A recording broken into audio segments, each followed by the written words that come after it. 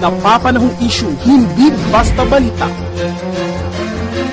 Hindi usap-usapan, kuro-kuro, walang komentaryo. Masusing sinaliksik, aktwal, ora mismo, dokumentado. Ito ang Detalyado. Samahan niyo ako sa isang pagbabalangkas ng napapanahong issue, mga pinag-uusapan ng taong bayan, mga simpleng bagay na dapat malaman ng mamamayan. Kasi pinapalitan lang yung lupa na may magnetizer ng talagang garden soil. What is the problem? So it turned out na yung nagko-cost pala noon is itong magnetite sand.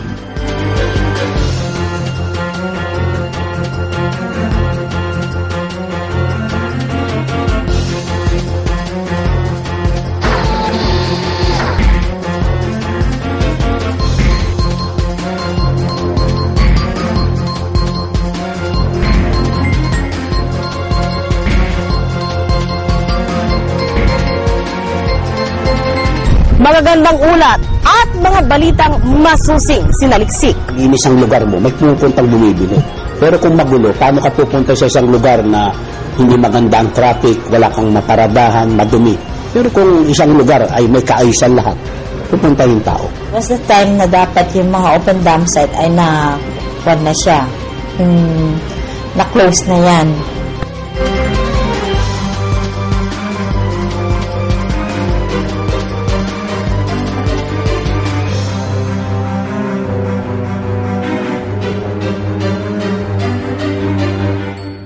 Ako po si Janice Hidalgo. Ito na naman ang isang ulat na detalyado.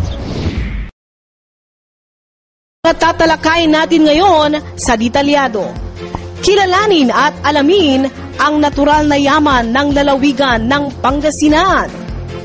Ang natural na likha at angking kagandahang tinaguriang priceless gem of nature. Mga natatanging tanawin at destinasyon na natural wonders. Ang White Sand Beach ng pinakamahabang beach line ng Luzon at ang kontrobersyal na Black Sand Gem na tinutukoy ng Provincial Housing and Urban Development Office na waste product lang ng pagdevelop ng Estanza Ecotourism Development Zone. Bakit kaya ito kontrobersyal? Ano ang dapat ipaalam ng kinauukulan sa taong bayan? Alamin rin ano na kaya ang nangyari sa pagpapatupad ng Republic Act 9003 o Ecological Solid Waste Management Act. Paano ba ito ipinatutupad ng lokal na pamahalaan? At ano ang pag-implementa nito? Ano ang mga bayang sumusunod sa batas at nagpapatupad nito? Lahat ng yan tatalakayin at bubusisiin. Detalyado, Pangasinan Docu. Pero walang tinatago doon, ever since the very beginning, nandun yung project, 1994 pa nga, groundbreaking, 2010, open. Nagbubungkal sila, open naman, wala namang tinatago, inagbungkal sila, yung binungkal doon, nandun naman, hindi naman tinatago. So what is the problem? Hindi ko maintindihan. Napapanahong issue, hindi basta balita. Hindi usap-usapan, kuro-kuro, walang komentaryo. Masusing sinaliksik, aktwal, ora mismo, dokumentado. Ito ang Detalyado. Sa pagsikat ng araw, di maikakaila sa unang sulyap pa lang saan mang dako ng lalawigan ng Pangasinan ay masisilayan ang natural na ganda nito na pinamumugaran ng mga Pangasinense na bumubuo ng mga tagahalina sa mga kagandahan nito. Tinatayang ang lalawigan ng Pangasinan ang ikatlo sa may pinakamaraming naninirahan sa buong isla nito sa labas ng Metro Manila mula Luzon, Visayas at Mindanao. Sa sukat na humigit kumulang 536,818 hektarya na siya namang binubuo ng mga tanawing bumubuo sa imahe ng buong Pilipinas. Ang lalawigan kung sisimulan sa eastern part nito ay binubuo ng bulubunduking yaman tulad ng Rosales Maguilas Trail at bulubundukin ng Balungaw na kinapapalooban ng mga hot springs katulad rin ng lugar ng Caraballo Mountains at marami pang iba. Kung sisimulan sa Central Pangasinan, makikita agad ang napakaganda at mahabang beachfront. Nariyan ang San Fabian Beach. Ito rin ay naikakalat sa western part ng Pangasinan. Bumibilang dito ang Lingayen, Pristine Beach, Labrador, Sual, ang mga bulubunduking bahagi ng mga Taram at iba pang karatig bayan nito sa western part pa rin ng Pangasinan. Ang ilang bahagi ng Bugalyon at ilang bahagi ng Dasol na tinatayaring bulubunduking bahagi at hating bahagi ng may karagatan. At mawawala pa naman ang prime tourist destinations na nasa western Pangasinan sa bahagi ng Anda, ang 100 Islands, Bulinaw Beach, Bulinaw Caves.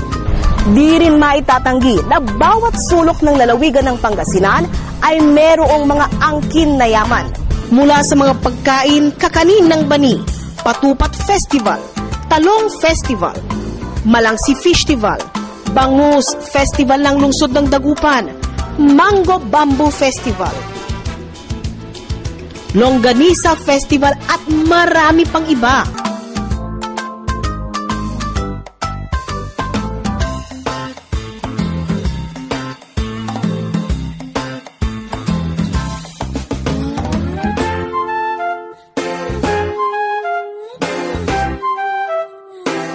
Di rin maitatanggi na ang angking kagandahan ng bawat sulok ng lalawigan ay nagtataglay ng mga likas na yaman. Kabilang ang seawater creatures kung saan kasama ang mga inaalagaan dulot na rin ng mga napasama sa mga endangered species. Mula rin sa yamang dagat na ito, napasama ang napakasarap at iba't ibang bersyon na sikat na bagoong ng Pangasinan. At dahil nga sa yaman nating taglay sa tubig alat, ang Pangasinan din ang isa sa pinagmumula ng tinaguriang seawater white gold o ang asin. Abangan sa pagbabalik ng Detalyado. So, ang naging conclusion po niya, there is something beneath the soil that is causing yung hindi ho pagtubo ng mga vegetation. So, the governor instructed our provincial administrator, Mr. Baraan, to look for a group who specializes in this analysis of mga sand, mga soil, to determine kung what's causing it. So, ang nangyari diyan parang incidental lang. It was part of the development of the golf course. So it turned out na yung nagko-cost pala nun is itong magnetite sand. Well, yes, it should be a good news, no? Kung mayroon mga ma-discover na mga mineral resources, natural resources ng ating lalawigang Pangasinan, no? Because this will generate employment, generate additional income. Nagbabalik ang detalyado. Kamakailan ay biglang umusbong ang issue na dapat sana ay tumutukoy lang sa pag-develop sa matagal nang pinapangarap ng lalawigan ng Pangasinan na pagkakaroon ng isang ecotourism development zone. Sabay sa paggunita ng 2010 Agaw na Pangasinan ang ginanap na groundbreaking ceremony at tee-off ceremony sa tinutukoy na ecotourism zone. Inaasahan ang development zone na ito ay maghihikayat sa mga pinakamalalaking investor sa lalawigan ng Pangasinan at magbibigay sa bagong mukha ng ekonomiya ng lalawigang ito. Ang participation ko po dyan is yung pag-prepare po ng mga development plans of the area, the concept plans, and also I was tasked to oversee some of the implementations of the proposed development of the ecotourism plan of the province in Sabangan, Istansa, Malimpag, and Kapanda. Right after the groundbreaking of the ecotourism site, the provincial government immediately started with the clearing of the area, and then we develop yung road line, access road, extending from Sabangan to a portion of Kapandanan. This is about 10 meters wide by 4 kilometers long. Ganun po kahaba yung yung area. And soon after we established the road lines, we also started developing the golf course. It is an 18-hole golf course. We started digging for the lagoons because we have to build temporary lagoons. 6 po yan to serve as catch basin of the area. Para po magamit din po yun yung mga lagoons na yon actually to water also the proposed golf course.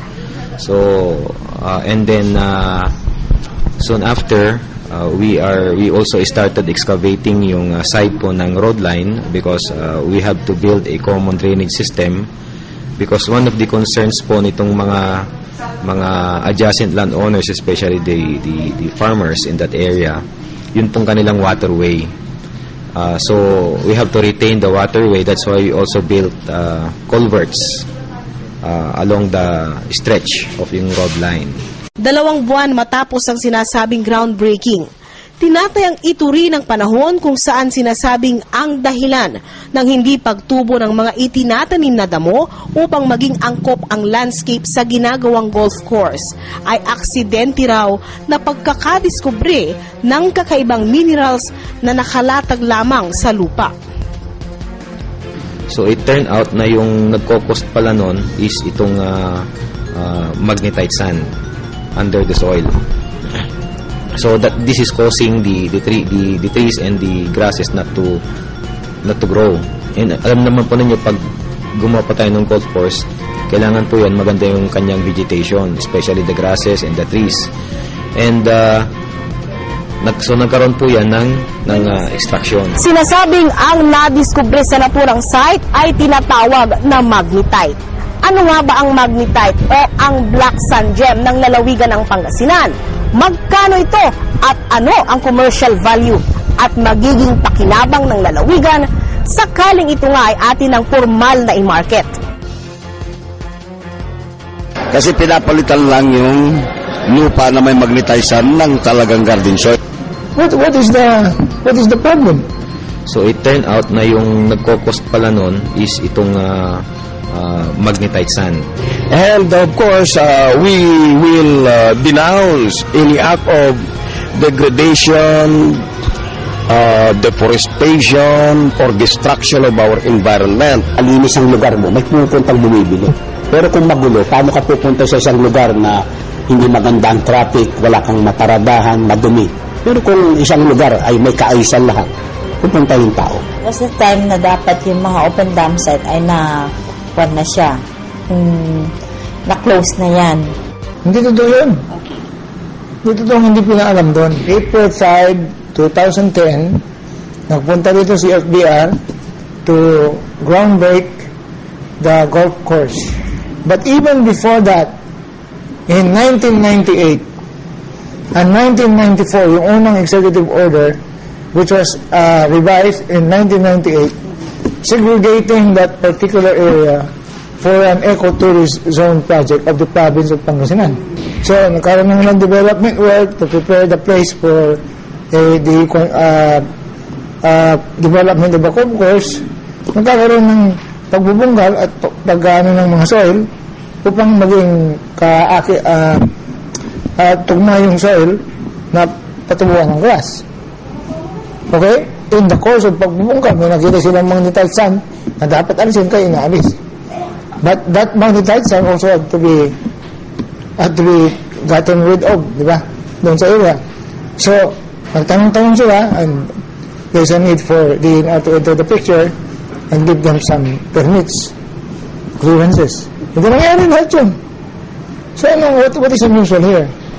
Itong mga huling buwan lamang ng taong kasalukuyan, lumabas sa publiko na isang mineral with commercial value ang dahilan ng di pagtubo ng mga halaman sa buhanging pinapagawang golf course. Paliwanag pa ng Provincial Housing and Urban Development Officer sa akin, hinihiwalay lamang ng isang makina na kung tawagin ay separator o naghihiwalay ng mga mineral mula sa buhangin na nadiskubre at pansamantalang iniimbak lamang ang mineral na ito sa isang lugar at ibinabalik rin daw ang natural na buhangin sa dating pinagkunan nito. Ngayon, kasama natin si Engineer Bigay. Tinuturo niya sa atin yung mismong site kung saan, kumbaga parang nagamit na, no? Napit na yung lupa. Napalitan na ito ng tinatawag na garden soil. Pero may mga nadaanan po tayo na may mga natural naman na parang hindi daw nagamot. Tapos hanggang dyan na lang po yan. Hindi na siya aabot dito. Yung mga part na yan, meaning wala yung mga... Yes. Walang deposits ng blocks. So, walang deposit ng blocks.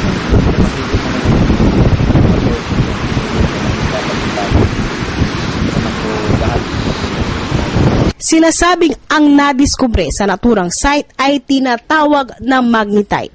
Isa itong uri ng mineral na kadalasan ay nakukuha sa buhangin o nabubungkal sa mga puno o mga kagubatan. Ang magnetite o tinatawag ring lodestone ay isang uri ng raw material na ginagamit sa paggawa ng mga bakal at mga magnetic materials. Ginagamit ito ng sinaunang mananakop na inchik upang gamiting magnetic compass. Mas kilala itong mineral na ine-export ng mga bansang Kiruna, Sweden, New York, at nakikita rin sa Western Australia. Isang gamit din ng mga sayantipiko ang magnetic aspect nito upang lubusang maunawaan ang plate tectonic ng mundo. Isa itong raw material sa iron ore. Matatandaan na ang Pilipinas sa Asia ang tinaguriang most exploited country nung panahon ng kolonyalismo sa kadahilan ng ang pinakamahal na copper at iron ore katulad ng mga nakukuha sa black sand ay kinukuha lamang sa mga kabundukan at dalampasigan at pinakikinabangan ng mga mananakop na hindi naman ipinapaalam sa atin na mga lokal na residente.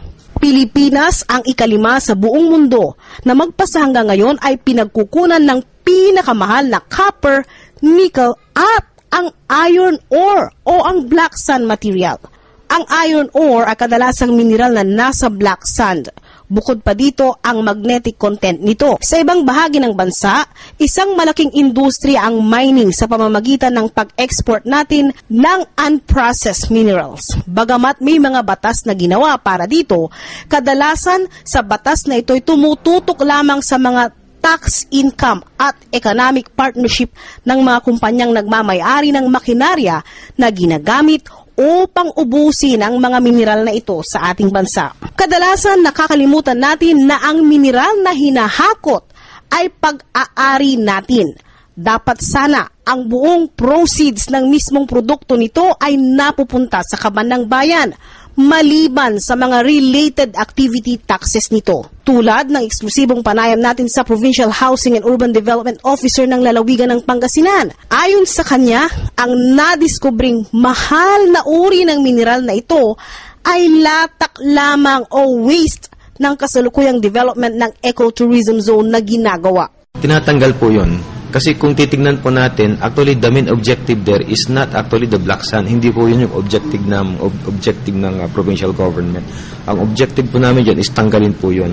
Kaya lumalabas ngayon parang ang waste namin yung black sand kasi we do not need that actually. We do not need that actually. We do not need that actually. We do not need that actually. Aniya, prioridad ng kasalukuyang administrasyon na ma-develop ang ecotourism and development site. Tinatayang hindi bababa sa 50 ektarya ang sukat ng lupang nagtataglay ng magnetite. Nang aming puntahan ang site nito ika-20 lamang ng Disyembre, patuloy ang ginagawang paghuhukay sa mga mineral na ito, bagamat itinanggi nila na pagmimina ang kanilang isinak sa gawa sa naturang site. Sa halip daw, ini-extract lamang ang mineral o unwanted substance upang mabuhay ang mga damo at iba pang halaman sa lugar. Nakita lang ho namin na it is a soil but yung kulay po niya medyo itim, so kaya nga po we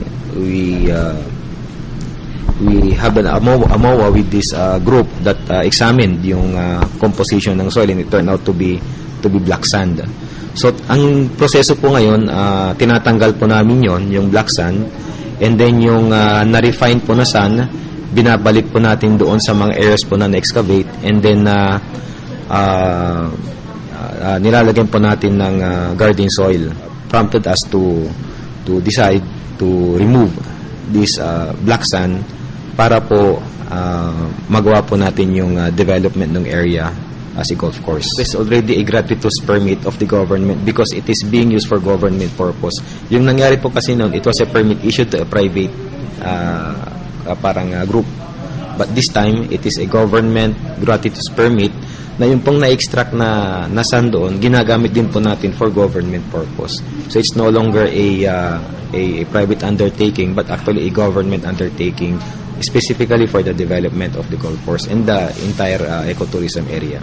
Hindi nga maitatanggi na magandang adhikain na simulan na ang mga inisyatibo upang tuluyan ng buksan ang mga daan upang hikayatin ang mga investors sa ating ecotourism development zone. Ganun pa man, hindi rin marahil kaila na bukod sa development ng ecotourism development zone ay may iba pang aktibidad na nagaganap sa bakuran nito. Sa mismong site, kung landscaping lang ang layunin ng proyekto upang maging angkop ang mga lugar para sa isang golf course, totoo bang ganito kalalim na paghuhukay ang kailangan? Tinawag ni Provincial Administrator Rafi Baraan at ni Bigay na mineral extraction lang ang kaninang ginagawa. Paano na iba ang pagmimina sa mineral extraction? Paanong may naunang mining company na nag-explore sa mga minerals na ito at dahil sa teknikalidad ay napalitan ng isang ordinaryong builder company? Ano-ano ang mga dapat malaman ng taong bayan sa aspeto ng pag-i-issue ng provincial government ng mineral or export permit? Totoo bang may kumpanyang na-issuehan ng mineral or export permits ang lalawigan ng Pangasinan na mula sa mga kumpanyang nagmimina na ng mga likas na yaman na lupa ng probinsya na may kinalaman sa Estanza Ecotourism Development Zone? Lilinawin pa lahat ang mga isyong ito sa susunod na linggo kasabay ang mga aabangang usap-usapan na dinokumentaryo.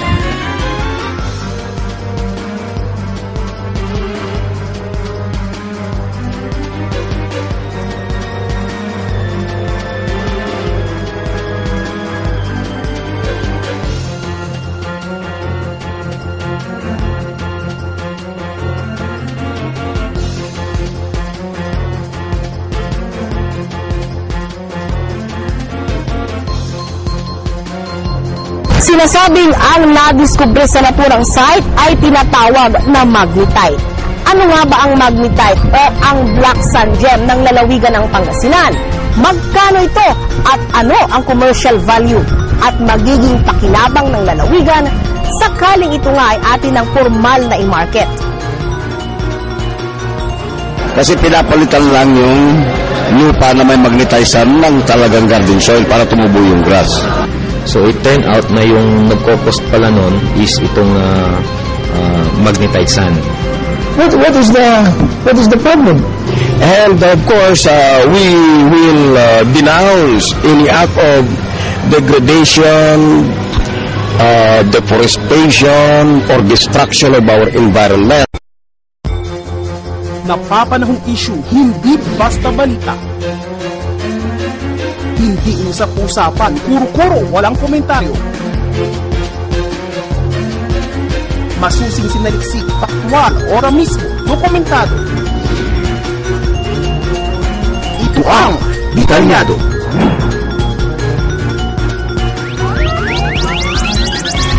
Samahan niyo ako sa isang pagbabalangkas ng napapanahong issue, mga pinag-uusapan ng taong bayan, mga simpleng bagay na dapat malaman ng mamamayan.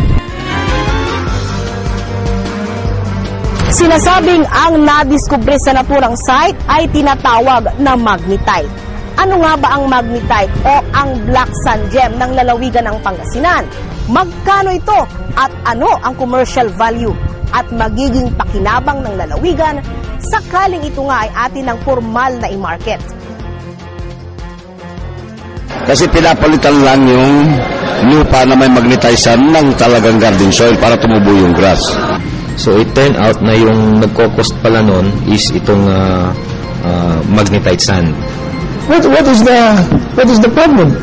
And of course, we will denounce any act of degradation, deforestation, or destruction of our environment. Mula sa mga baliktanaw na tinalakay nating issue na yan, atin ulit talakayin at himayin isa-isa ngayong gabi sa Detalyado ang totoong yaman ng Pangasinan for sale.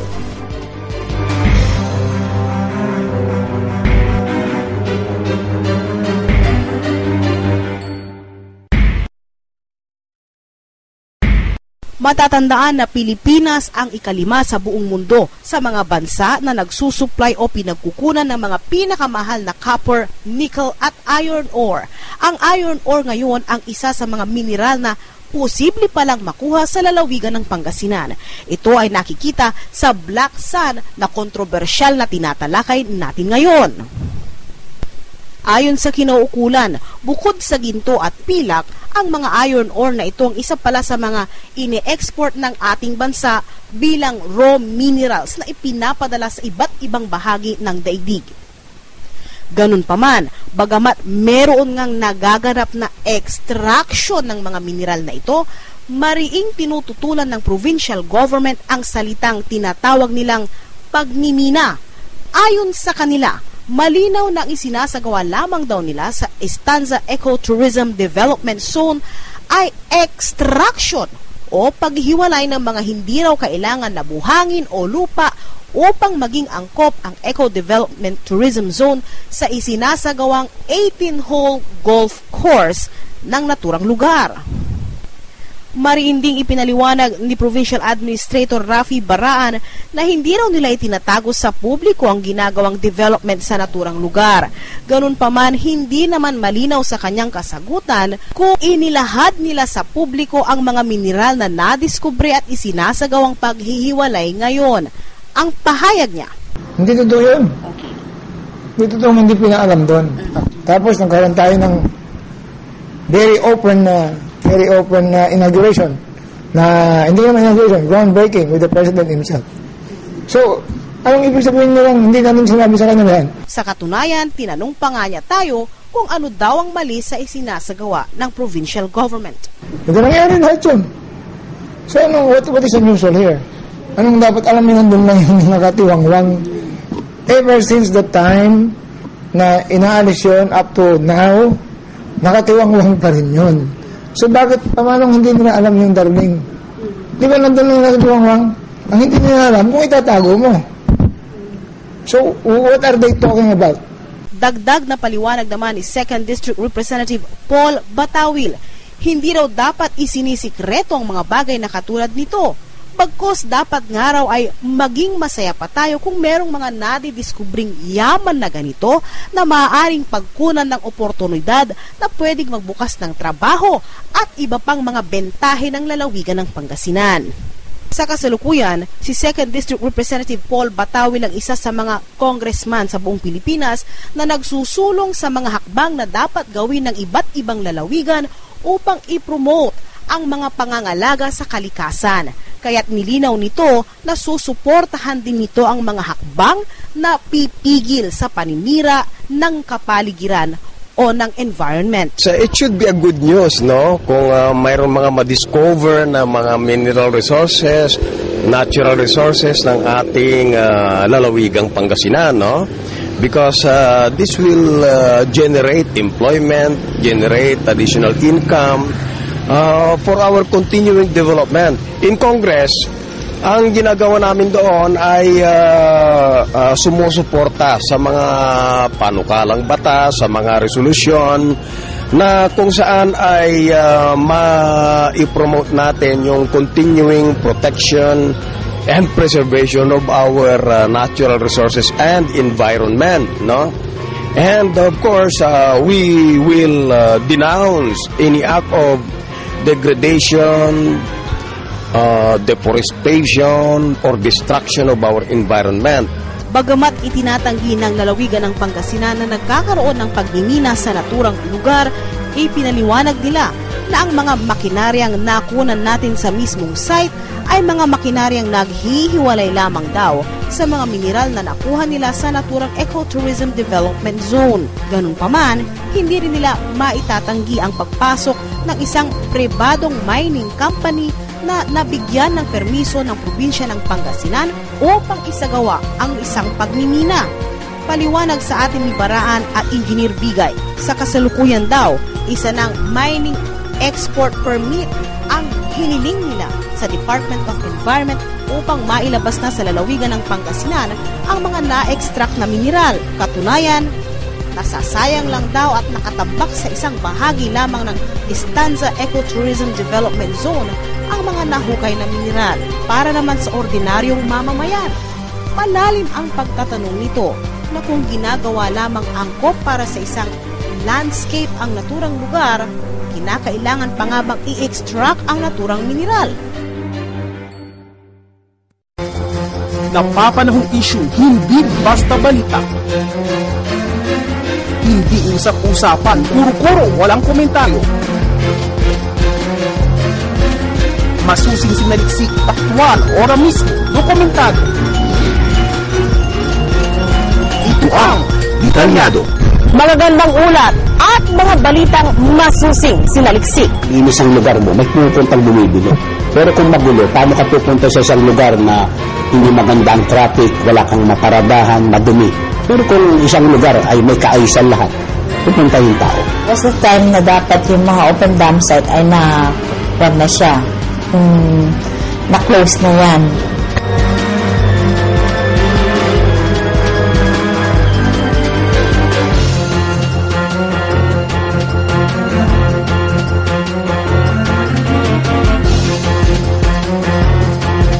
Ako po si Janice Hidalgo. Ito na naman ang isang ulat na detalyado. Talakayin rin natin ang implementasyon ng lokal na pamahalaan sa Republic Act 9003. Paano ba ito ipinatutupad ng lokal na pamahalaan? Sino ang sumusunod sa batas na ito at paano nila ito ginagawa ng paraan? Taong 2006, tinukoy ng batas na dapat ay tuluyan ng ipinasara ng mga lokalidad ang mga open at maging controlled dam sites.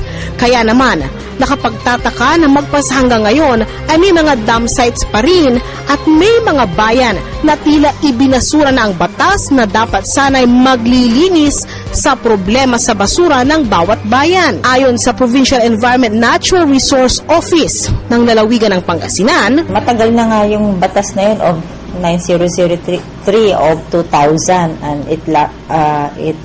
ang deadline yan is February 2006. And that was the time na dapat yung mga open dam site ay na siya. Na-close na yan. So, dapat malahat ng mga LGUs should have submitted their rehabilitation closure plan ng bawat LGUs. How are they going to kasi isasara na nga yung dapat close na nga yung open dam sites nila or even yung controlled dam sites. At dahil hindi biro ang maipasarang mga dam sites at obligado na magpatupad ng waste management programs ang bawat lokal na pamahalaan sa lalawigan ng Pangasinan at buong bayan ng Pilipinas, hindi nangangahulugan na engineered landfill agad ang kailangan na buksan ng bawat lokalidad. 2004, kinailangang nakapagsimula na ng inisyatibo ang bawat lokalidad at bigyan na ng organisadong paraan ang pagpapatupad ng batas na ririsulba sa problema ng basura. Pinuntahan natin ang ilan sa mga lokal na pamahalaan ng lalawigan ng Pangasinan kung saan hindi agad landfill o engineered landfill ang kanilang ginawa. Sinimulan sa pagsesegregate ng basura at pagpapatupad ng pangongolekta ng basura ng bawat barangay. Pinuntahan rin natin ang mga bayan na mayroong sari-sariling material recovery facility. At yan ang paghahatid ng isa na namang masusing pananaliksik at pagdodokumentaryo ng mga pinakamahalagang pangyayari sa lalawigan ng Pangasinan.